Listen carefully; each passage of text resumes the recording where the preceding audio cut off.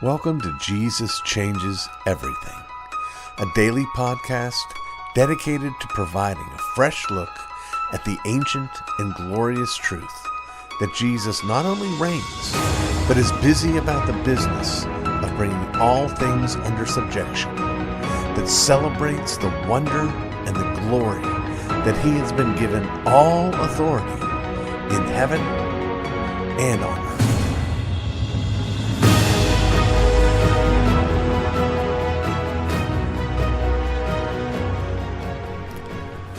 It's time once again for me to ask your indulgence as I take a few minutes to remember a dear friend to me and to sort of give a podcastian prayer of thanksgiving for this friend. I was 15 years old when I was asked to leave Western Pennsylvania, where I grew up. It was an idyllic childhood. You've heard me talk about it.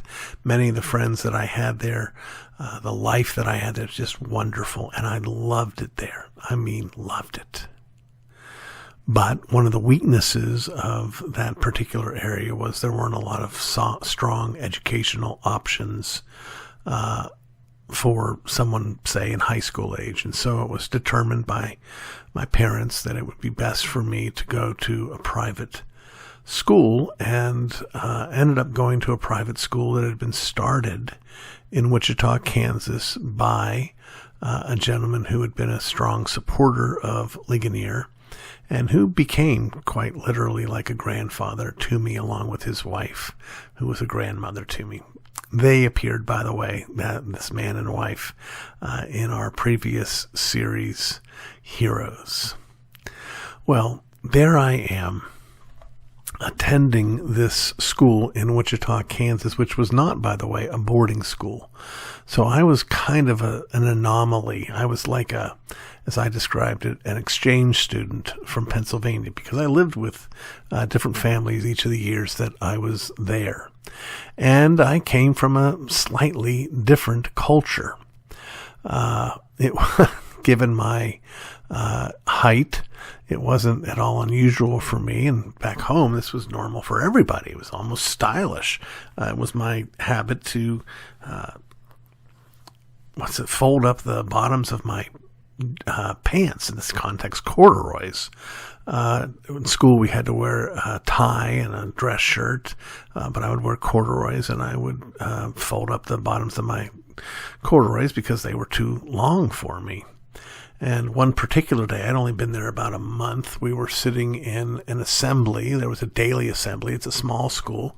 All the high schoolers would gather together in the library for announcements. And the announcements were going on when all of a sudden an alarm went off. Not a fire alarm, more like a clock alarm. And everybody's looking around and wondering what it is, where it is. And I'm thinking it's pretty close to me, but I don't know where it is. And pretty soon people start looking at me, and eventually we discovered that there was a little tiny alarm that had been intentionally dropped into the folds of my folded up corduroys. And of course I turned bright red and felt great embarrassment there, and didn't feel particularly warmly welcomed by this group. But over time, by God's grace, I developed a friendship that I still give thanks to this day. My friend's name, he was a part of my class.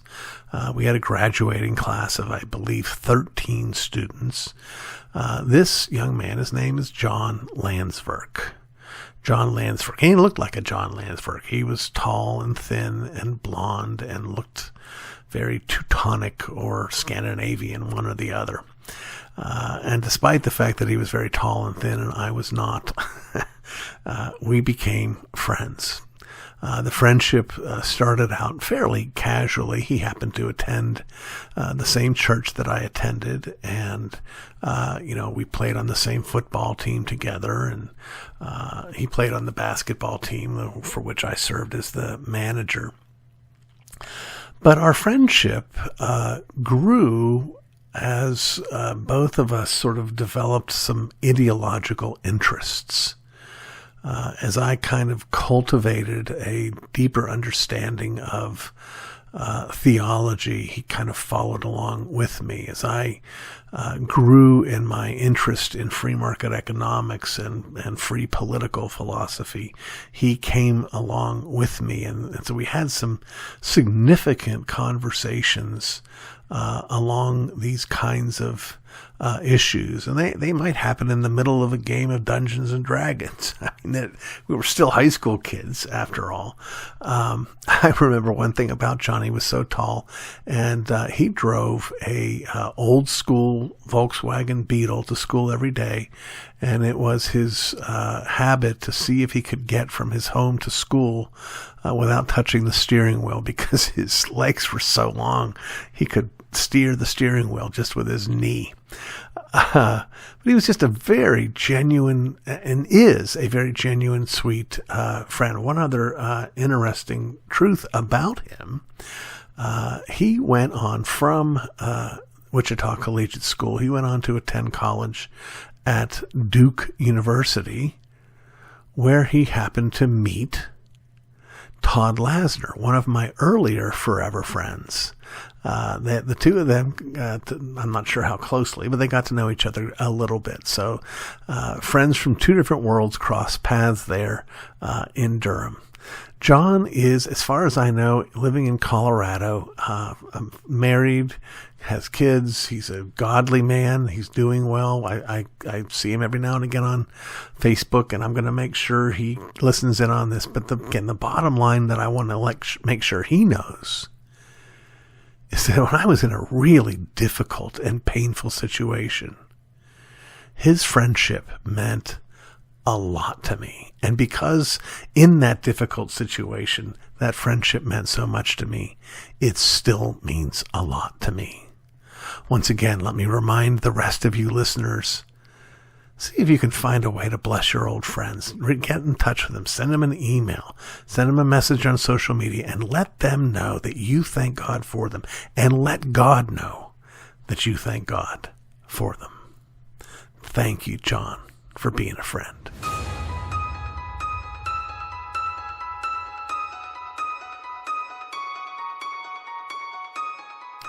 It's time for another Curating Your Movie Library segment, and I am sadly once again bereft of my partner.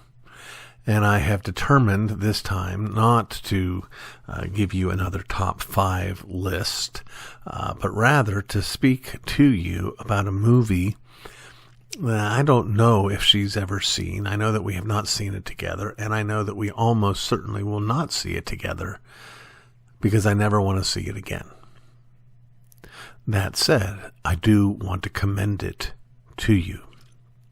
I noticed that this movie was currently available on Amazon Prime, and it was a movie that had a deep and profound impact on me, which is why I'm bringing it up. The movie is called We Were Soldiers. It stars Mel Gibson, and it is a true account of one of the earliest and most destructive battles that American soldiers engaged in during the Vietnam War. We have this image of the Vietnam War that is dominated by its last several years. It was during the end of Johnson's reign and the beginning of Nixon's reign that things really heated up, and the need for more soldiers led to more drafting, and that led to more protests, and that's sort of the time frame, 1968 onward. And then in the early 70s, we also have the images of the fall of Saigon and the departure of U.S. forces at the end of the war, and then finally the POWs coming home. But this event happened, I think, in 1963, very, very early, when the soldiers that we sent over there, we referred to as military advisors, not so much boots on the ground as brains on the ground. That said, this particular unit that the movie is based on was a unit that operated helicopters in the region, and they came under profoundly violent assault.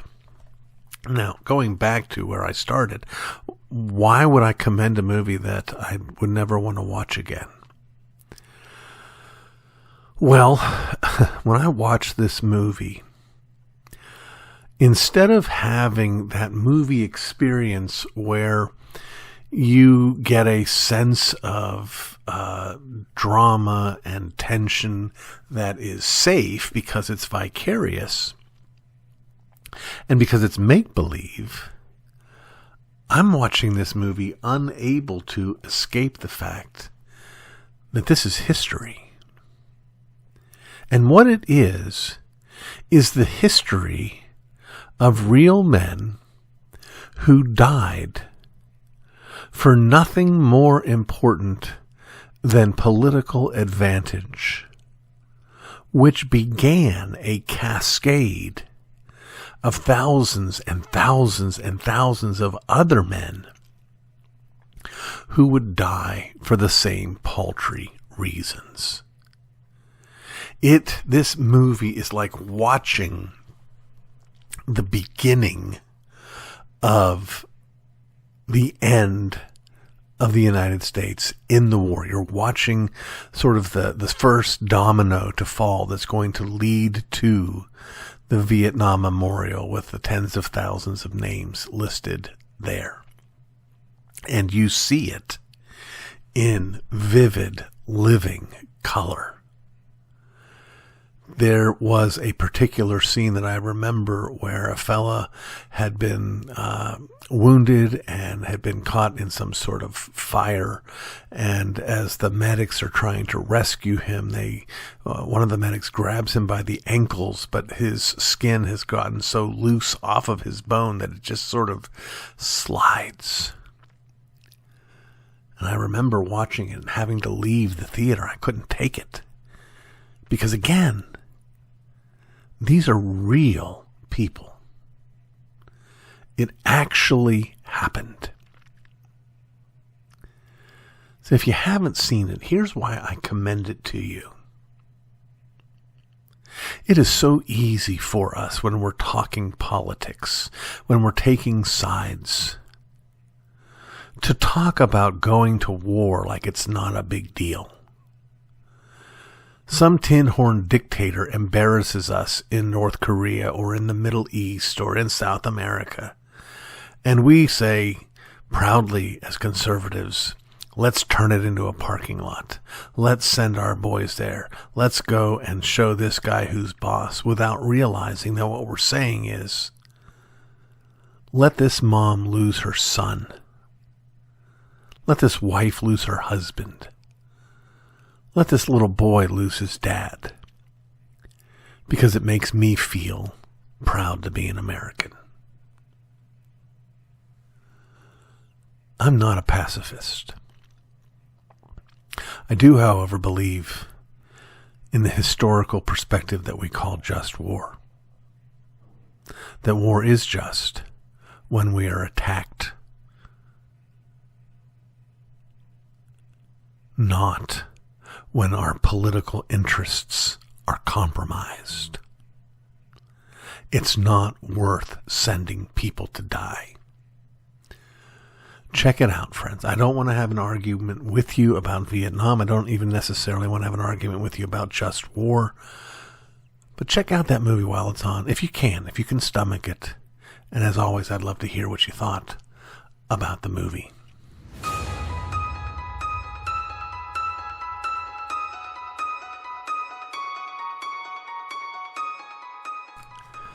The hard driving forces of individualism do not yet stand astride the culture like a colossus. We have divided our homes into mini apartment complexes and our churches into age and gender segregated shopping malls. We break the ties that bind anytime we find them. the least bit binding. We live by ourselves and for ourselves, none of which has yet undone the truth that we are an incurably communal people. Sociologists have argued for decades, for instance, that children in the inner city coming out of unstable homes, often without fathers, naturally gravitate toward the pseudo-family that is gang life. Even the mob mimics the contours of the family. The Casa Nostra, after all, means our house. One need not, however, live in the context of some criminal subculture in order to see faux families at work, to see the parade and charade of ritual togetherness. One can see it driving into Ligonier. Ligonier, before it was the name of a ministry, was and still is the name of a small town in western Pennsylvania, the town where I grew up.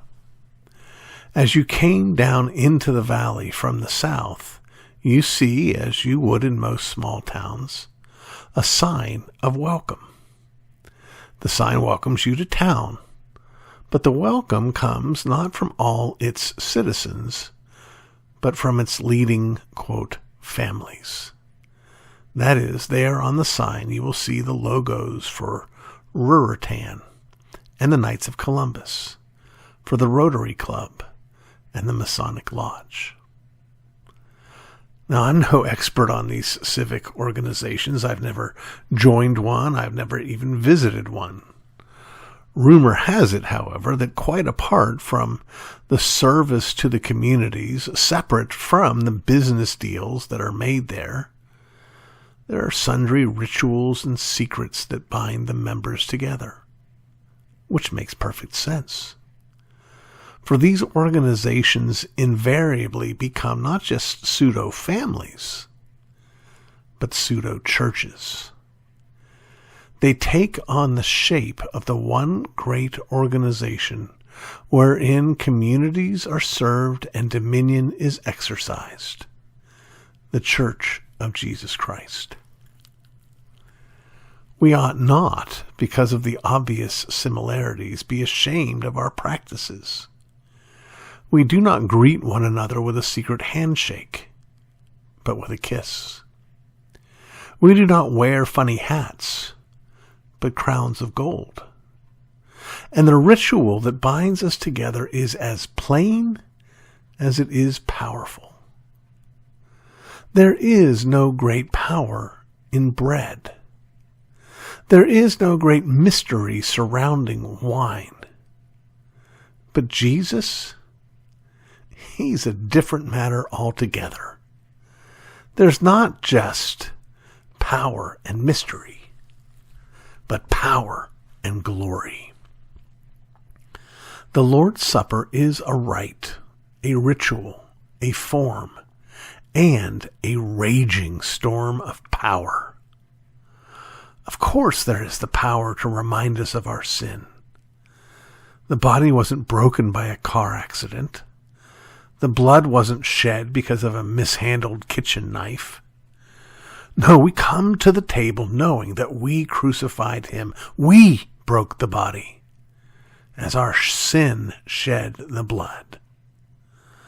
The very act of eating and drinking the destruction our sin has wrought will penetrate our hearts far better than the most cogent lecture on the doctrine of total depravity.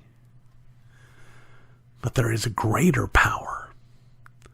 For the table not only tells us of our sin, but tells us of his forgiveness. It is, after all, the table of the Lord. He invites us there that we might enjoy table fellowship with him. We enter into his forgiveness and his peace as he lays out before us a table in the presence of his enemies. He bids us to rest not just in him, but with him. When we affirm the power of conviction When we affirm the power of connection with him, we still, however, miss the body. For the glory isn't merely that we commune with Jesus, but that as we commune with Jesus, we commune with each other. The Lord's table has the power to make of bickering, backbiting, and squabbling siblings the very body of Christ. Just as hundreds of grains of wheat join together to form a single loaf, so too hundreds of grains of wheat join together to form the body of Christ, the very bread of life. The Lord doesn't set his table for one, nor for two, but for the teeming multitudes that are his. The table opens our eyes, not just to see him, but to see him in our brothers and sisters, that we might love them as we're called. It all, of course, ties together. When the table reminds us of our sin, it helps us look past the sins of our brothers. And when the table shows us the glory of the Son, we set aside seeking our own glory and so love our brothers better. When we enter into the power of the table to make of us one, then suddenly the formulaic copies of the world around us lose their appeal. Who needs funny hats and secret handshakes? When Jesus, the one we crucified, when Jesus, the one he raised from the dead, when Jesus, the one who is the express image of the glory of the Father, comes and feeds his bride. May he purify us that we might love him and so better love his body, the church. You've been listening to the Jesus Changes Everything podcast, a production of Dunamis Fellowship, the teaching outreach of Dr. R.C. Sproul Jr. If you've enjoyed this podcast, we encourage you to subscribe, which you can do at all the usual outlets, to tell your friends, and to spread the word. To learn more about the work of Dunamis Fellowship, please visit rcsproulJR.com. And join us next time on Jesus Changes Everything.